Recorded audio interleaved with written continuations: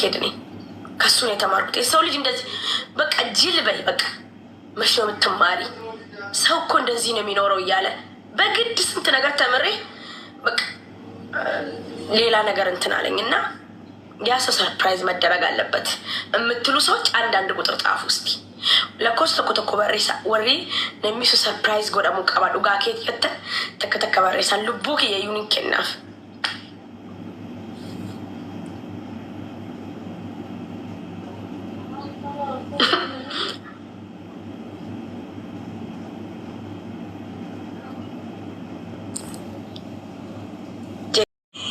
አበባ ሰከን እንትን ቀባ ኩኖት ያመዩ ወላ ቀባበር ጊዜ ተኮ ኤሚን ጎዴ ነንጎዳ ጀሬ ሰርፕራይዚንግ ጎዳ ጀሬ አቺ ቦደ አበባ አርከፍከፍ ሻማ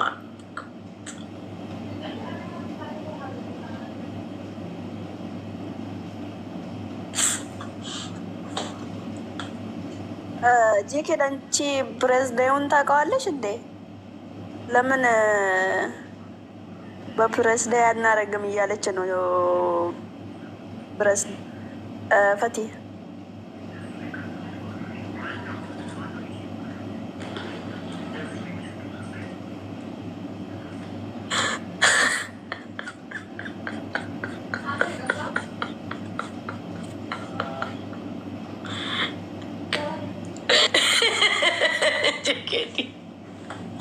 ጀጌርተይ እንደዚህ ያልሽ አይቆጣለሁ አውቃለሁ ሃፒ በርዝዴውን አውቃለሁ ያ አውቃለሁ እንደዛ ያምራል እንደ ጄኬት ወአለይኩም ሰላም ወራህመቱላህ ሚራኬ ሰንጅራበር የድሮ መሳኑ የዱንዬ ሚራኬ ሰንጅራን ሶሪ ሃፒ በርዝዴውን አውቃለሁ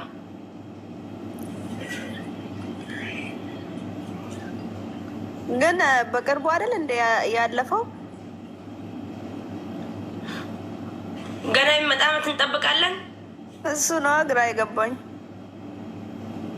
እሱ እንኳን ይቆያል እኔ ራሱ እኔ በዚህ በአዲሱ አመት ራሱ አዲስ ህይወት አዲስ እኔ እናንተ እና ወንድም አንተ ለኔ የዋልከው ውለታ አንተ ማለት ለኔ የምትለይ አዲሱ አመት አዲሱን ወንድሜን ይዞልኝ መጣ።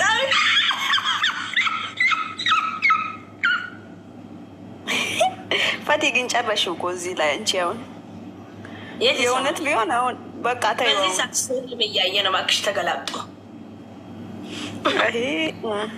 ወይ የጀነጀነ ነው ወይ ህልም አትበይ ችግር የለውም የፈራሹን አውቃለሁ አዲሱ አመት ላይ ግን በእንግሊዘኛ السلام عليكم ورحمة الله وبركاته كبجمتوتا في وردفتوتا أورجيتو أكم جرتنا قافة يا كيساني باقي جراتاني نسيني جدا وري منك يا فاروتاتن ماتي نافتا ماتي هياتي دولا ما نسيني جدا هوري أنقمنا وجتوفتاني مو قالتو ماما اللي تورتين كيسانا مفانا هاتا ونسيني جدا لايك قولو هندقتنا شيرس قولو هندقتنا نسيني جدا وبليان كيا أكسما يادا كيسان كومنتي جلتنا وريسا نسيني جدا urjiin har'a maal qabattee dhufte jechuun keessan hin oolu. Urjiin waan ani qabattee dhufe waan baay'ee garaa na nyaatu waan baay'ee natti dhagahame takka anis namni hedduun keessa irraa dubbattanii jirtanii warri miidiyaa kanarra jiru ni beektan jedheeti yaada. Anis akkasuma gahee miidiyummaa wayii yaani namni hunduu gahee mataa ofii baachuun qabaa yaada qaburraa dubbachuu qabaa ka an beeku isin hin beektan ka isin beektan an beekuu dhabuu danda'a. waltuffachuun gaarii miti walirraa yaada tokko fudhachuu waanuma gaarii jedheeti yaada saniif anillee dubbachuuf hin dhufee hanga takka irraa innis maali yoo jettan waantiyyaa namni wallaaltanii jirtu jetti waantiyyaa jedhamtu waantiyyaa maqaa isiitiyyuu baay'ee namatti tola dhugaa rabbii baay'ee natti tolti isinis baay'ee natti tolti maqaa isiillee baay'ee natti tola daa'imni isiillee hedduu bareetti isiinuu daa'ima gaafa daa'ima akkanatti hammattee deemtu maaltu isinitti dhagahama obboleettii xiqqoo natti fakkaatti wallaahi dhugaan isin jedha maal jee akka ibsuun beeku yeroo tokko honni hundinuu carraa dhabeettanii akka ofii yaadan odoon ta'in akka rabbii yaadetu akka rabbii namaa godhetu ta'a malee akka ofii godhatanii miti ka ta'u jechuudha. Saniif jennaan wanti yaa akkuma nama kamiittu idimee isii kanatti umrii isii xiqqishuu tanatti waan guddaa wayii dabarsite. Wallaahi waan guddaan keessan tarre namni hedduun guddan dhalannee guddannee bakka kana ga'uu laalla malee sanirraa nuu rakkoo hedduu keessa dabarree ofiin jenna. Garuu mucattiin tuni rakkoo isiin dabarsite baay'ee nama gaddisiisa. Maaliif idimee isii malee gudeeddamte. Idimee isii malee ilmoo argatte gizee isiin guddifamuu malteetti isiin immoo ilmoo guddistu haadha ilmoo guddistu taatee jechuudha. Saniifuu maaltu isinitti dhaga'ama? Warra akka kiyyaa warra akka keessaniifuu maaltu isinitti dhaga'ama? Isii ilaaltanii rakkoo dabarsine jettanii yaaddanii ni beektan. Warri ilmoo qabdan ni beektanii. Warri ilmoo hin qabne illee ganaa ilmoo argattanii gaafa ilmoo argattan argitanii jechuudha. Sanuu ka abbaa manaa hin qabne osoo abbaa manaa qabaattee haga takka chaalenjii kophaa isii irra jiru kana hunda irraa qoodamuu danda'a. Waan biraallee dhabu kunuunsuu danda'a. Bakka gaarii kaayee kunuunsuu danda'a. Isiin karaa gubbatti waa hedduu isii mudate namni nagarri hin jiru miidiyaa gubbatti argitanii jirtanii. EBS irratti dabarfamtee turte. Waggaa tana moo waggaa lamaan tanan beeku yaadadhu garuu akkuma gadhiisanii ilaalee ture. Dhugaa Rabbi wajjin hin booyin. Namni hin booyin hin jirtanii garuu seenaa isii dhageettanii. Namni dubartii ta'ee dhiirru hin bu'a garuu haa ta'u dubartiidha. Wanta dubartii namni beeku dubartuma malee dhiirri beekuu dhabuu danda'a. Saniif jennaan hedduu takka booye. Isii ilaalee wallaahi baay'ee takka booye. Har'as immoo akkasuma guyyaan hin darba beektanii rakkoon hin dabarti har'i kaleessan ta'u fuuldurallee namni hin jiraame hin jijjiirama yeroon namni kalee rakkatee har'a rakkachuu mala yeruma hunda qabaadhee yeruma hunda kolfee yeruma hunda gammadee jiraadha osoo hin taane osoo gammadan gaddillee hin dhufa. Allahu a'lam ka gaddillee gadda keessaa bahee gammaduu mala. Saniif jennaan obboleettiin teenyatuun firaan jibbamtee silallee kaa namni yoo gaafa harkaa dhaban namaan hin jaalatamu beektanii namni hedduun nama jibba. Gaafa qabeenya qaban nama jaalata malee gaafa dhaban namni hedduun nama jibba. Akkasuma karaa gubbaa EBS sun kaasee jetti karaa gubbatti darbamtee maatii isiitiin jibbamtee haadha abbaa isiitiin darbamtee gaafa isiin jettu kaasee waa hedduu godhaniifi jiran maashaallah. Osoo sabaa waliin qoodiin osoo Amaaratti Tigiree Oromoo hin jiraame nama ta'uu bichaanu nama ga'a nama tokko qarqaaruu fi nama ta'uu nama ga'a lammii osoo hin ta'in mucattii tana lammii isii hin beeku ani hin beeku gara kiyyatti ani beeku wallaahi maaliif jennaan gaafa gargaarsa lammii isii himaniiti yaani lammii jechuun lammii Itoophiyaati. Saba isii Oromoodha Amaaraa lammii biraatii qarqaaran hin beekan. Har'aa tana immoo gaafa isii dabartee isii seeqattee gammaddee nam tokko gaafa nama gargaaru haa gammadaniif nama gargaaran. Nam tokko immoo hin beeku waa ittiin nama gargaaran. Rabbiif jecha nama gargaaru waanuma jiru garuu waan nama gargaarsanii nama hoqqasuun baay'ee namatti dhaga'ama. Kiyyatti natti hin tolu yookiin gargaaruma dhiisuudha malee erga gargaaraniin booda mucattii daa'ima xiqqootan.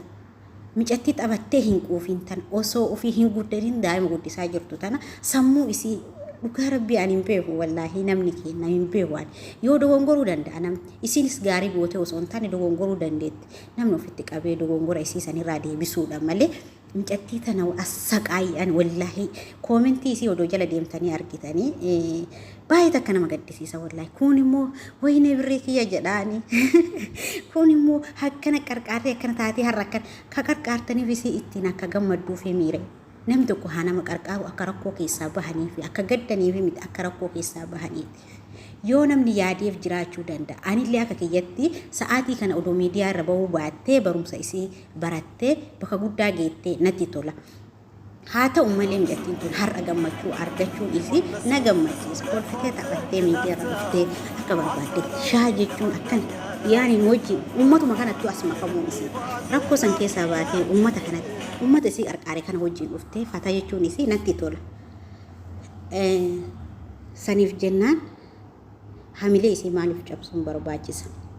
Maaliif hamilee isii cabsuun barbaachisa? Har'a kun immoo jala deemee waan Oromoo taatee waa akkas taateef Oromoo jettee qarqaaranii turan gizee san hin gargaarre. Ani nageenya isii Oromoo jedhamtuun jedhee namni gizee san addatti qarqaara hin jiru. Ijoolleen keenya waa akkanaa keessaa baha sammuu keessan qulqulluu godha. Yeroo siyaasa namni rakkatee fi siyaasni wal makaa miti. Koomentii isii dhugaa Rabbi mee jala deemaa laala. kun immoo miidiyaa kanarrattuu kan irraa hojjetu ijoollee hedduu jala deemee ilaalee jira. Maal jedhaniin beekta? Waa Oromoo taateef daddarban, waa Oromoo taateef chaalenjii hedduu dabarsaarre, waa akkas taateef kana hunda keessaa baha. Dhugaa rabbumatu beeka.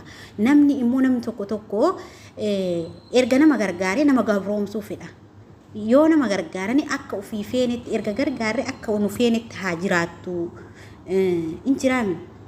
Mataa isii gadi qabattee haa jiraattu barbaada. Sun immoo hin ta'u. Namni tokko erga nama gargaaree gammachuu namaa barbaada waan ta'eef fata haa jettu. Immoo namni isiif yaade hoo jiraattanii keessaan dhattanii gorsitanii barumsa kee baradhu daa'ima kee seeraan guddisii. Namni daa'ima kanarraa qabu jira. Har'a maashaallah hin jaalatamu. Fira isiitiin jaalatamuu malti. Akkuma isin jettu akkuma jette san adaada argachuu malti abbaa isiisu itti deebuun mala haati isii itti deebuun mala hatta jaalallee isii yookiin mucaan raasatti isii akkasitti kararra isii hambise sun illee hadha isii hawwuu mala haa ta'u malee maaliif akka isii hawwu beektani gaafa isiin bareedde gaafa birrii isiin qabdu namni nama hawwine hin jiru namni nama hawwine namni nama injiraa mire namni nama qalbii namatti hin cabne hin jiru. Har'a moo jala deemtanii kagaaf san dolchee takka hin kenniniif kagaaf san birrii takka hin kenniniif Oromoo waan taateef waan akkas taateef daa'imtuun wallaahi dhiisaamee sammuu isii haa buqatu sila mataa namaa maaga cabsuu yaaddan mataa isii gadi hin cabsina hamilee isiin tuqina wallaahi micattiin xiqqishuun tun dhiisaa isin irraa guddattu mee isiinu daa'ima yoo isin daa'ima hammattee daa'ima wajjin akkanatti wallaahi lansiin hin beekwaan garaan kiyya maal akka jiru hin beekwaan yoo ofillee gargaaruu baadde ani nama gargaaru hedduu jaaladha. Garuu akkasumallee nama gargaaru illee hin jaaladha. Immoo nama hunda hin gargaara jechuu gootii miti. Hanga danda'e tokkotti rakkatanaa gadi hin gargaara. Gurraafis miti yaani na argaafi miti gargaaru. Gargaaru kiyyaammoo miidiyaa irratti fidee isinitti mul'isuu hin qabu. Nama rakkatee naa gadi jiru hanga isaa oli qabu takkatti hin gargaara. Maaliif rabbiif jechaan gargaara malee boru rabbi irraa argadhaaf gargaara malee hadha namicha gargaare isa ittiin woqqasuuf miti ittiin hagana si gargaare akkana si godhe akkas si godhe jechuuniif miti maaliif rabbitu namaa kaffala gaafa nama gargaaran isinuma warra gargaare sanittuu gammachuu hin taatu yoo akkana babbareeddee deemtu yoo akkana tottolfattee deemtu maaltu isinitti dhagahamu. Ana udah tahu gammachuu natti dhagahamu wallahi qarqaaremu yoo gargaaree ka'e garuu dhugaa dubbachuuf hin gargaare mijattii kanaan hin gargaare jechuun kiyya yaadaanis ta'u rabbiin kadhadhee fi gargaaruudha malee birriidhaan hin gargaarre maaliif sa'aatii sanii naaf hin mijoofne osoo naa mijaa'e ta'e hin gargaara waan qaburraa